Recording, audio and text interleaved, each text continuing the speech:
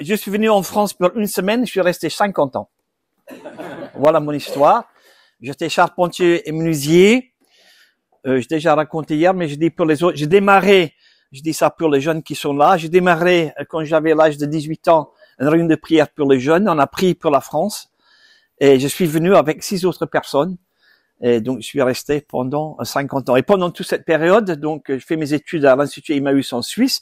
Et après, donc, j'ai fondé une église à Pierre-Latte, dans la Drôme. Donc, c'est au sud donc, de Montélimar. Je suis resté 30 ans. Et j'ai quitté cette église il y a 10 ans. Et depuis 40 ans, j'anime 1 fois, 2 fois par mois un séminaire, donc, sur la prière. Et si vous n'étiez pas là hier, vous avez eu tort. Je vous encourage de venir cet après-midi, même si vous n'avez pas prévu, de rester. Et donc, on va terminer le séminaire. Donc, on va commencer à 13h30. On va terminer à 15h30. Et donc, je vous encourage donc de venir cet après-midi. Ce matin, c'est la partie la plus importante du séminaire. Hein. Et c'est une forme de prédication. Et donc, je vais vous parler de l'écoute de Dieu. L'écoute de Dieu. Et nous allons prier avant de prendre donc la parole. Prions. Seigneur, nous te remercions pour ta parole puissante, majestueuse qui a créé l'univers, mais aussi cette parole créatrice qui a fait jaillir la lumière dans les ténèbres, mais aussi cette lumière qui va briller dans nos cœurs ce matin pour nous éclairer, sans nous éblouir, pour nous réchauffer, sans nous brûler. Veuille permettre, Seigneur, que ta parole puisse nourrir notre esprit, renouveler nos pensées, assouplir notre volonté, éclairer nos chemins. Et donne-nous, Seigneur, donne-moi de recevoir ta parole avec humilité, avec sobriété, avec foi. Et tout ça, nous demandons dans le nom de Jésus. Amen.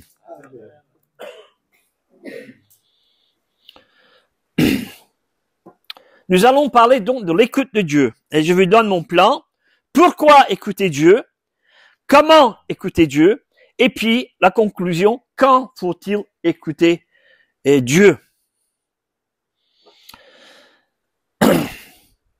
J'aimerais faire, dans un premier temps, une remarque banale. Je ne sais pas si vous avez remarqué ce matin, quand vous regardez dans la glace, que Dieu vous a donné 2 oreilles et 1 langue. Et pas le contraire, heureusement pour certains d'entre nous. Hein. C'est pas 2 langues et 1 oreille, mais 2 oreilles et 1 langue. Et pourquoi? Eh bien, Dieu nous a donné 2 oreilles et 1 langue pour nous faire comprendre la primauté de l'écoute sur la parole. Et je suis sûr, si je donne une phrase donc à mon frère, je lui demande de passer donc à son voisin, et puis ça fait le tour, ça revient à moi, je vais plus reconnaître ce que j'ai dit. Pourquoi? Chacun va retrancher, vous allez ajouter quelque chose, et ça va être toute une sauce qui est tout à fait différente. Pourquoi? Parce que nous avons du mal à écouter. Et vous savez que pour apprendre une langue, il faut aussi savoir écouter. Pour perdre son accent, c'est très difficile. C'est autre chose.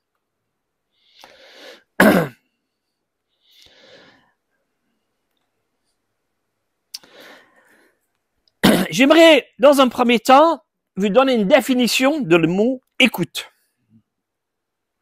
Écoute veut dire entendre sans distorsion ni confusion un message.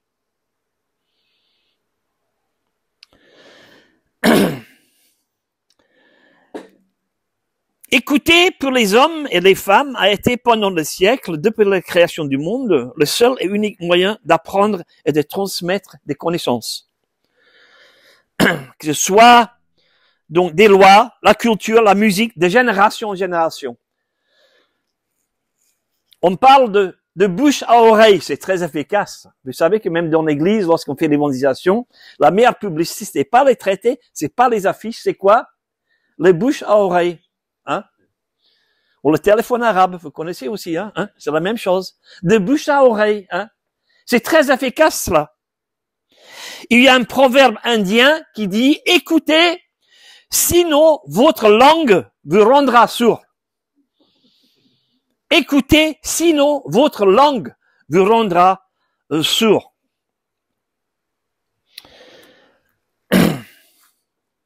Prier, c'est d'abord écouter Dieu. Là, j'ai tout dit.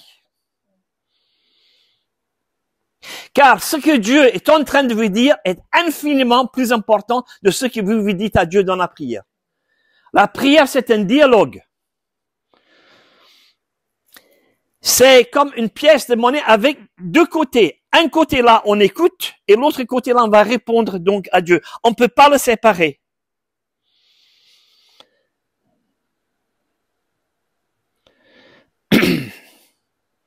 Il y a un théologien que j'aime beaucoup, c'est Pablo Martinez, qui a écrit un livre, Redécouvrir la prière, qui dit ceci. La prière n'est pas pour obtenir ce que nous voulons, mais pour devenir ce que Dieu veut que nous soyons. La prière n'est pas pour obtenir ce que nous voulons, mais c'est pour devenir ce que Dieu veut que nous soyons. Prier, écoutez bien, prier n'est pas d'abord pour prendre quelque chose dans la main de Dieu, mais c'est prendre la main de Dieu. Là, j'ai tout dit. Savoir écouter Dieu. Et là, j'aurais pu conclure là. C'est un peu court, mais j'ai encore d'autres matières. Et je peux vous poser la question simple, profonde. Qu'est-ce que Dieu est en train de vous dire?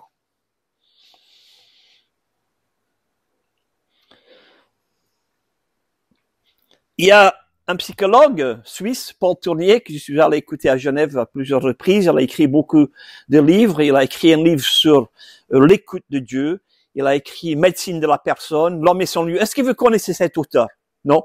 Paul Tournier, c'est un médecin suisse, un psychologue. Et lui, il dit, et prier, c'est écouter Dieu. Sur le grand saut, au lieu de penser ce que nous allons dire dans la prière, on se tait. On fait silence pour créer un espace, pour accueillir, recevoir une parole de Dieu. Et c'est ça la vraie prière.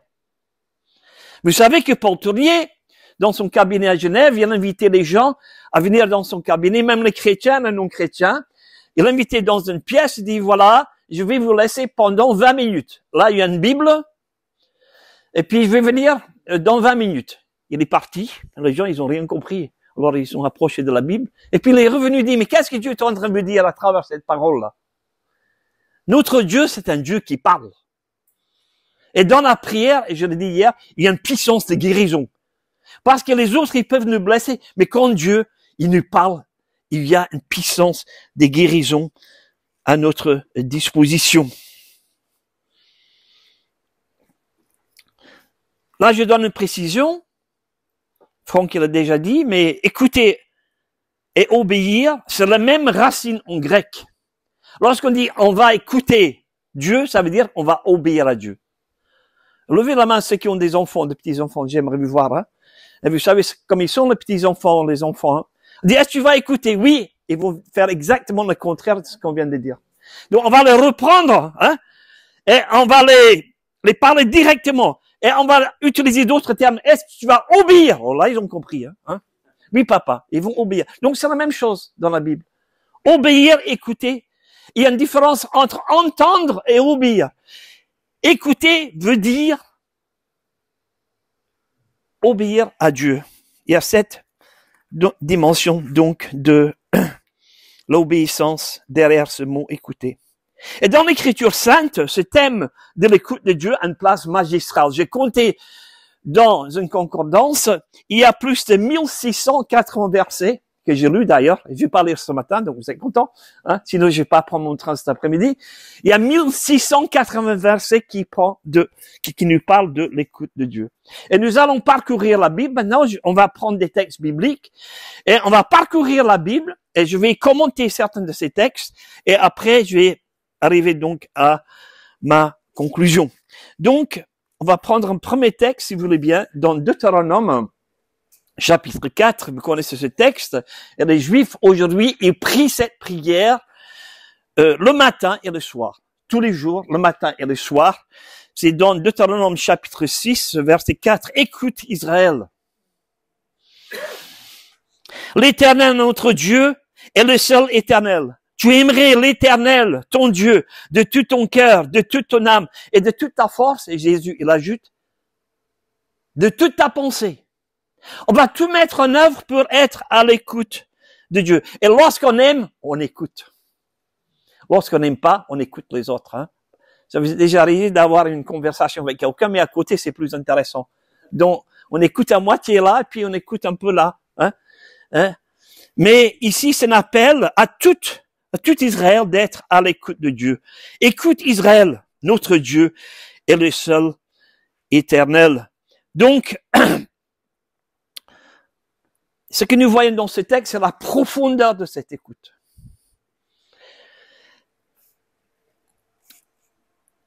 Tu aimerais l'Éternel, ton Dieu, de tout ton cœur. Le cœur, c'est le disque dur de tout notre être. C'est le quartier général, c'est le tour de contrôle.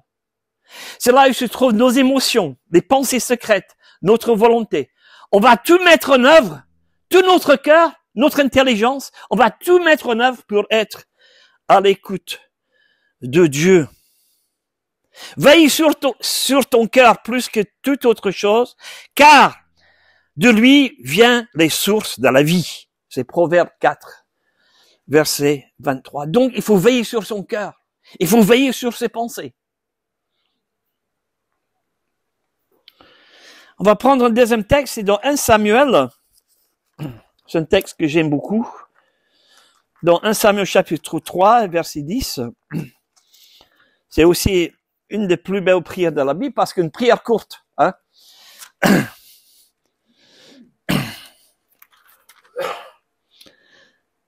C'est Samuel, il va entendre la voix de Dieu et c'est Samuel qui va donc prier à Dieu. C'est dans 1 Samuel chapitre 3 verset 10. L'Éternel vint, se présenta et il appela comme les autres fois, Samuel, Samuel. Et Samuel répondit, parle Seigneur, car ton serviteur écoute. Et nous avons notre version à nous qui est un peu différente. C'est Seigneur, c'est moi qui te parle, alors écoute-moi. Non, ici c'est parle Seigneur, car ton serviteur écoute.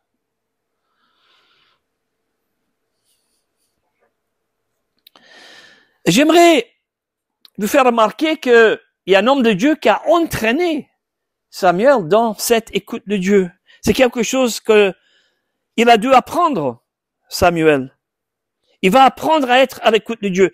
Et il est important de connaître le contexte de ce texte biblique, c'est l'apostasie, le peuple est loin du peuple, loin de Dieu pendant 20 ans. Ils vont abandonner Dieu.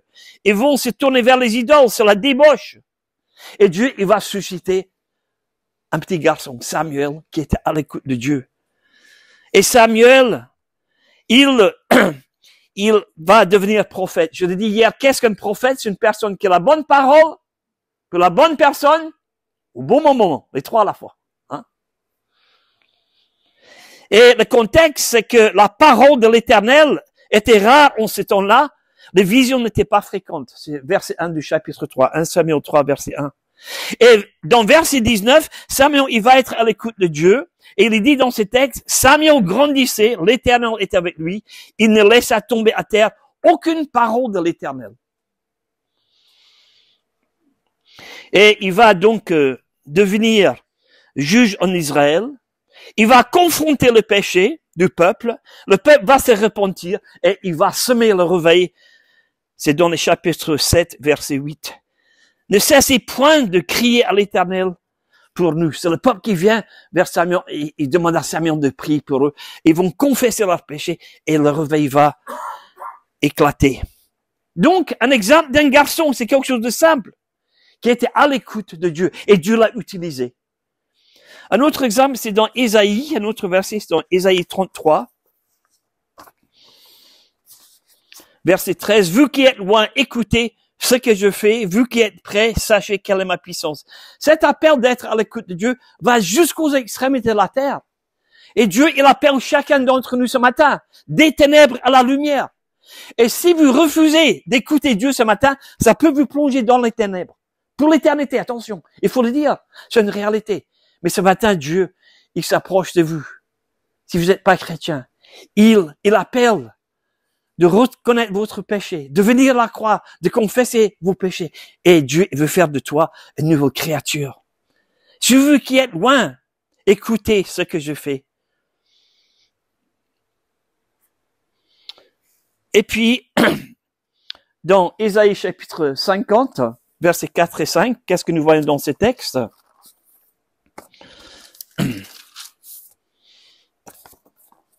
Le Seigneur l'Éternel m'a donné une langue exercée pour que je sache soutenir par la parole celui qui est abattu. Il éveille chaque matin, il éveille mon oreille. C'est beau ça. Le Seigneur m'a ouvert l'oreille. Et j'espère que le Seigneur il va ouvrir vos oreilles ce matin pour que vous soyez à son écoute. Parce que si on veut encourager les autres, nous avons besoin aussi de recevoir une parole d'encouragement pour l'autre et pour toute la communauté.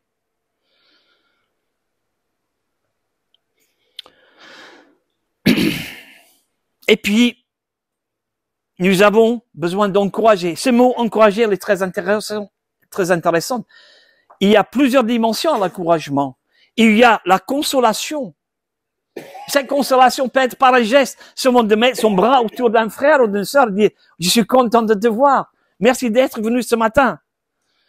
Ou bien, c'est peut-être une parole d'avertissement. Attention.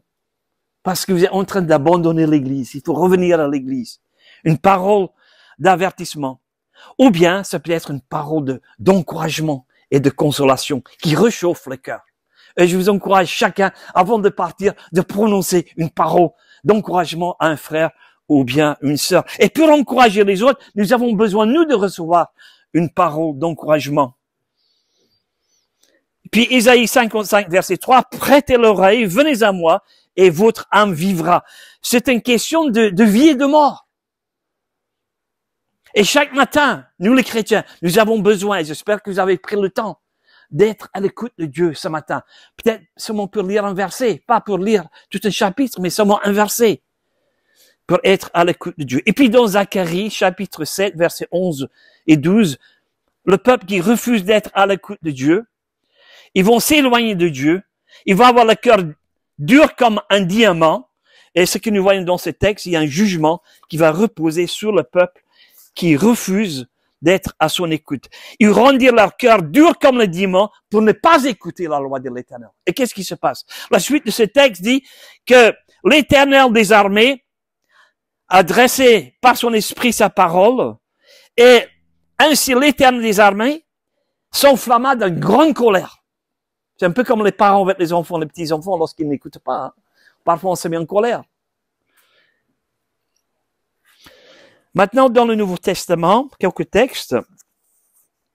Dans Matthieu chapitre 17, verset 5, il est dit, et c'est dans le verset 5, il dit, comme il parlait encore, une nuée lumineuse les couvrait, et voici une voix fait entendre de la nuée ses paroles. Et c'est Dieu qui dit, celui-ci est mon fils bien-aimé, en qui je mets toute mon affection, c'est lors de la transfiguration. Et c'est Dieu qui dit, écoutez-le. C'est Dieu qui parle. Et qui invite le monde tout entier d'être à l'écoute de Jésus. Celui-ci est mon fils, en qui j'ai mis toute mon affection, écoutez-le. Et puis dans Hébreu, et c'est un verset qu'on utilise parfois pour les non-chrétiens, mais c'est d'abord pour les chrétiens. Aujourd'hui, Hébreux 3, verset 7. Aujourd'hui, si vous entendez sa voix, n'endurcissez pas votre cœur. Et puis, dans l'Apocalypse, il y a un verset qui revient souvent, que celui qui a des oreilles entend ce que l'Esprit dit aux églises. Donc là aussi, l'Église doit être à l'écoute de Dieu. Qu'est-ce que Dieu est en train de vous dire en tant qu'Église? Ça, c'est important. Pour prendre une direction, pour aller de l'avant. Que celui qui a des oreilles entend ce que l'Esprit dit aux églises. Apocalypse 2, verset 7. 2, verset 11. 2, verset 29. Que celui qui a des oreilles entend ce que l'Esprit dit aux églises. J'aimerais faire un constat. Il faut reconnaître qu'il n'est pas facile d'écouter l'autre. Est-ce que c'est vrai ça? C'est pas facile d'écouter l'autre. Sans parler d'écouter Dieu qu'on ne voit pas, déjà écouter les autres. C'est pas toujours évident, surtout si on ne veut pas entendre ce qu'il veut nous dire. Parce que notre vie est remplie de bruits, venant de l'extérieur et aussi de l'intérieur. Notre vie est remplie comme un œuf avec des bruits, comme un fanfare qui est en train de jouer. Hein. Et souvent dans l'Ancien Testament, Dieu demande à son peuple de se taire, de ne pas parler, d'écouter, pour qu'il puisse agir. C'est dans Exode 14, 14. L'Éternel combattra pour vous, et vous allez garder le silence. Il faut savoir se taire. Ma femme me dit ça souvent, hein. Et il y a Paul tourné dans son livre de l'écoute, il dit cette belle phrase. Il y a dans le silence meublé avec la présence et la parole de Dieu, une force, une puissance qui nous aide à descendre au plus profond de nous-mêmes. C'est beau ça. Il y a dans le silence meublé avec la parole et la présence de l'esprit une puissance qui nous aide à descendre au plus profond de nous-mêmes pour être à l'écoute de Dieu. Alors, pourquoi écouter Dieu? Je vais vous donner 3 raisons. Première raison, il faut écouter Dieu parce que notre Dieu, c'est un Dieu qui parle. Il est dit dans le psaume 115, verset 6, que les autres dieux, ils ont des bouches, ils ont des langues, mais ils ne parlent pas. Mais notre Dieu, c'est un Dieu qui parle.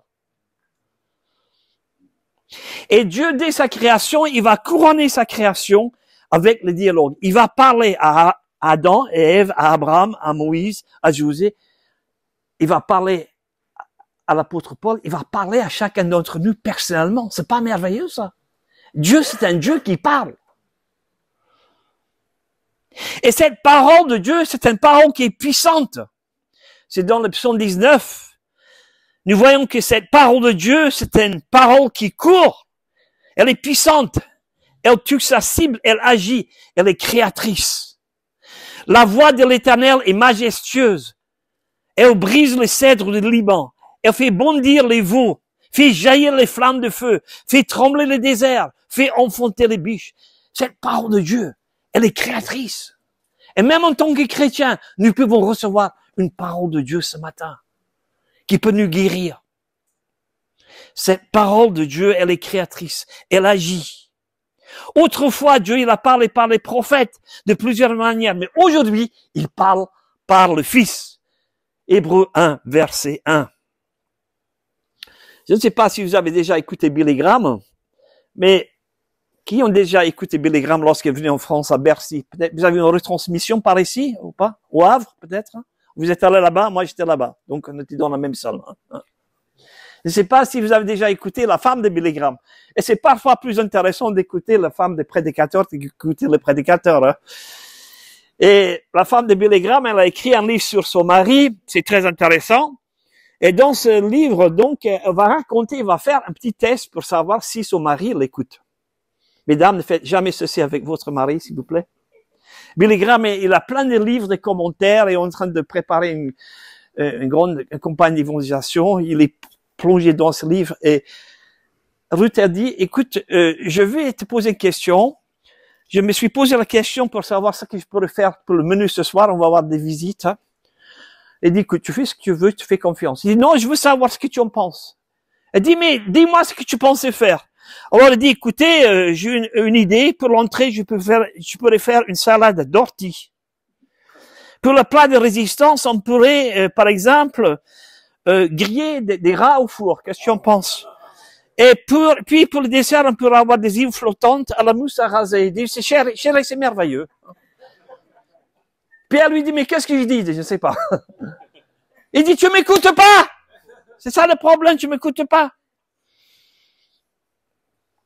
Et l'Éternel nous dit aussi, je vous ai parlé dès le matin, et vous n'avez pas écouté. C'est Jérémie 7, verset 13. Je vous ai parlé dès le matin, et vous n'avez pas écouté. Donc, il faut écouter parce que notre Dieu, c'est un Dieu qui parle. Deuxièmement, c'est un Dieu qui parle pour que nous puissions discerner nos vrais besoins. On a tous des besoins. C'est pas vrai? On a tous des besoins. Et nous avons donc besoin aussi d'être à l'écoute de Dieu pour savoir quelles sont nos priorités. Hein? Qu'est-ce que je dois faire aujourd'hui avec mes pensées, avec mon énergie, avec mes dons, avec mon argent? car tous les jours, on est en train de prendre des décisions.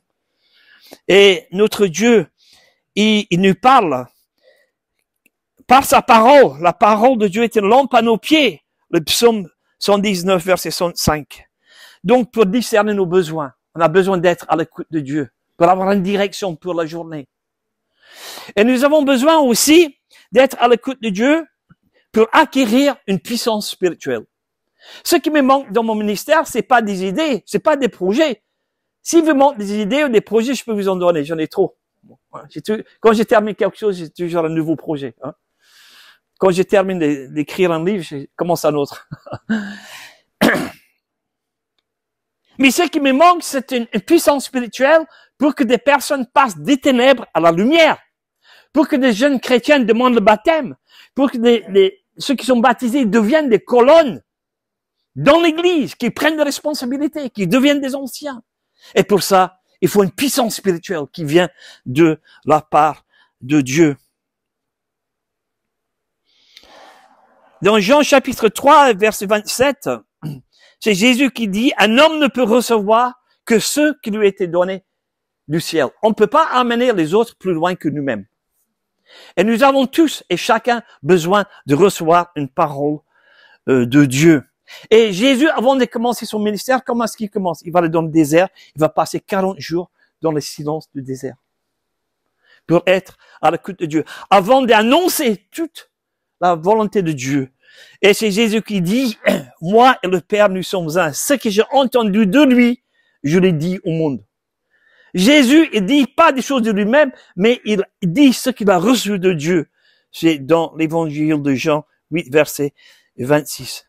Et qu'est-ce que nous voyons lorsque Jésus, après avoir été à l'écoute de Dieu pendant un certain temps, Jésus va avoir une puissance extraordinaire qui va agir. Il va avoir une confrontation avec les esprits impurs.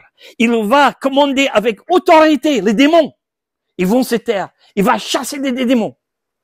Parce que Jésus était imprégné de cette puissance de Dieu. Il a passé du temps dans l'écoute de Dieu. Il est dit dans Luc verset 25 que les docteurs de la loi l'écoutaient.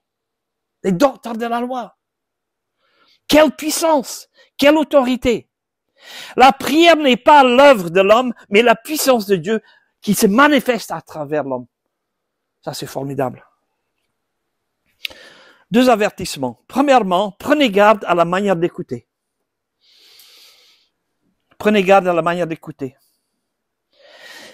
Puis deuxièmement, prenez garde à ce que vous écoutez. Le contenu, on ne peut pas écouter n'importe quoi. Par exemple, le bavardage, les critiques sur les frères et sœurs. On dit, écoute, ça, c'est pas mon problème, va régler le problème avec le frère concerné. Prenez garde à ce que vous écoutez. Et pour terminer, ce sera ma conclusion, comment écouter Dieu?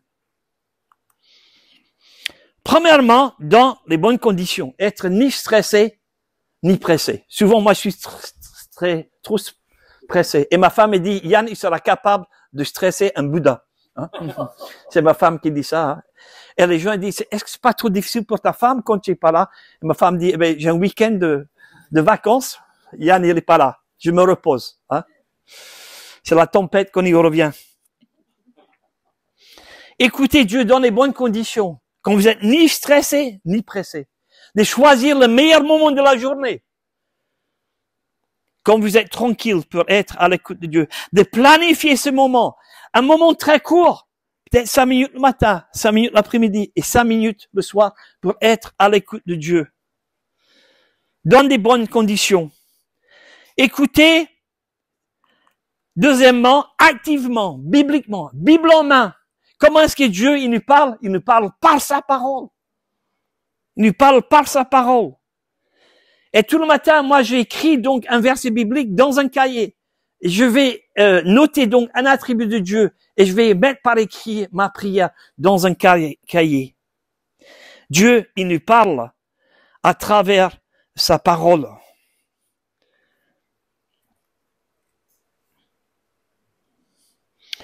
Il y a un théologien écossais que j'aime beaucoup, c'est Graham Scroggie, il dit depuis trop longtemps, il y a un divorce entre la prière et la parole. Ce n'est pas la prière et la parole, mais la parole avec la prière. Et l'ordre est important. Et souvent, on a une bonne idée, tiens, maintenant je cherche dans la parole pour avoir une confirmation. Mais non, c'est pas comme ça. On va dans la parole d'abord, on laisse Dieu nous parler, et puis on en confirme par la prière. Écoutez, dans les bonnes conditions, activement. Écoutez attentivement. Parce que Dieu, il peut aussi nous parler par un frère et une sœur. Hein. Peut-être une parole d'encouragement, de consolation. Peut-être une parole d'avertissement. Est-ce que vous savez que les chrétiens sont comme des arbres? En gros, il y a deux types d'arbres. Il y a des arbres qui poussent seuls dans un champ qui sont tordus. Vous avez remarqué ça? Et on ne peut pas faire de belles planches avec ces arbres-là parce qu'ils sont tordus. Même si vous avez des bons outils, une bonne connaissance, même si vous êtes un charpentier professionnel comme moi, mais l'arbre est tordu, on ne peut pas faire grand-chose. Hein. Par contre, les arbres qui poussent ensemble dans une forêt, hein, comme des pins par exemple, est-ce que vous avez remarqué que ces arbres sont droits? Et pourquoi? Et pourquoi ils poussent droits? C'est les autres qui permettent de chercher la lumière en haut parce qu'il n'y a pas la place sur le côté. Hein? Et là, c'est une belle image de l'église. Dieu nous a placés dans une forêt, son église, les uns à côté des autres pour apprendre des autres. Et je veux vous encourager à prononcer des paroles d'encouragement parce que l'autre, il a des dons que toi, tu n'as pas. Et il a placé dans cette église pour que nous puissions grandir ensemble. Et avec ces arbres-là, Dieu, il peut faire de belles planches et des beaux meubles robustes. Écoutez attentivement. Écoutez constamment. Dieu, il peut nous parler par la famille aussi. Hein? Et j'aimerais vous faire remarquer, c'est Calvin qui a dit, Jean Calvin qui a dit, la famille, c'est une petite église. C'est intéressant, ça. La famille, c'est une petite église. Et l'entraînement commence dans la famille avec des bonnes habitudes dans l'église. D'écouter, donc, constamment. Et Dieu, il peut aussi nous parler par nos enfants. Une fois, j'étais en train de préparer pour partir faire un séminaire, et le téléphone sonne, et j'étais à 5 kilomètres de notre maison, et moi, j'étais au bureau, et puis mon fils, il dit, papa, est-ce qu'on parlait à la piscine? Je dis, non, c'est pas le moment. Je remis le téléphone. Je vais dans ma Bible, et puis je suis tellement spirituel, hein. Puis 2 minutes après, le téléphone sonne, la petite voix tremblante, papa, je voulais juste savoir si tu as changé d'avis. Je dis, ça fait 2 minutes, tu m'as appelé. Non, c'est non! Tu m'embêtes plus. Je remis le téléphone. Et je vais dans ma Bible très spirituelle que je suis. Le Seigneur m'a parlé. Alors, je repris le téléphone, j'appelle Michael, je dis, Michael, est-ce que tu vas à la piscine? Il dit, mais tu as changé d'avis, c'est la première fois. J'ai dit, on y va, on se prépare, on est parti. Et vous savez quoi? Quand j'étais au fond de la piscine, en train de nager, Dieu, il m'a parlé. Et c'était profond. Vous avez compris? C'était très profond. Occupe-toi de tes propres enfants avant de t'occuper des autres. Et aujourd'hui, mon fils, il est pasteur dans une église de 600 personnes avec 4 autres pasteurs dont à Pointe-au-Combo à Paris. Parce que nous avons consacré, en tant que couple, un temps de qualité à nos propres enfants. Et je veux vous encourager à investir des temps de qualité avec vos enfants. Parce que c'est aussi un don de Dieu. Donc, écoutez constamment. Écoutez constamment. Écoutez dans la soumission. Et c'est C.S. Lewis, un auteur anglais, un théologien réputé, qui dit, la soumission consiste à mettre le désir en ligne avec la parole de Dieu, même si c'est nécessaire de changer le désir. C'est beau, ça. C'est ça, la soumission. Seigneur, j'ai tel projet, mais je veux te le soumettre. Je veux le soumettre à ta volonté pour moi. Je termine. Est-ce que vous connaissez le film de Beethoven? Il y a 2 films de Beethoven. Il y a un avec un grand chien, c'est pas celui-là, mais c'est pour les gens un peu cultivés. Qui a déjà vu ce film de Beethoven? Moi, je l'ai vu, il y a quelques années. Et c'est vraiment dramatique parce que vers la fin du film, il se lève pour diriger l'orchestre, qu'est-ce qui se passe? Il avait écrit la partition, mais qu'est-ce qui se passe? Il n'entend plus. C'était trop tard. C'était en 1827. Les grands musiciens, ils terminent donc d'écrire la symphonie. Ils se lèvent pour diriger, c'est trop tard. Quand faut-il écouter? Aujourd'hui. Si vous entendez sa voix, n'endurcissez pas votre cœur.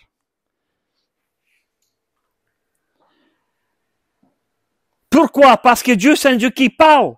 Parce qu'il faut discerner nos vrais besoins pour acquérir une puissance spirituelle. Comment écouter? Dans des bonnes conditions, activement, attentivement, constamment, dans notre soumission. Et je vous invite à prier. Quelques instants de silence. Prions.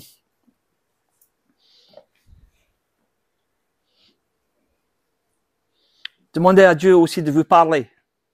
Peut-être concernant vous-même, concernant vos pensées, concernant vos relations dans la famille, peut-être dans l'église.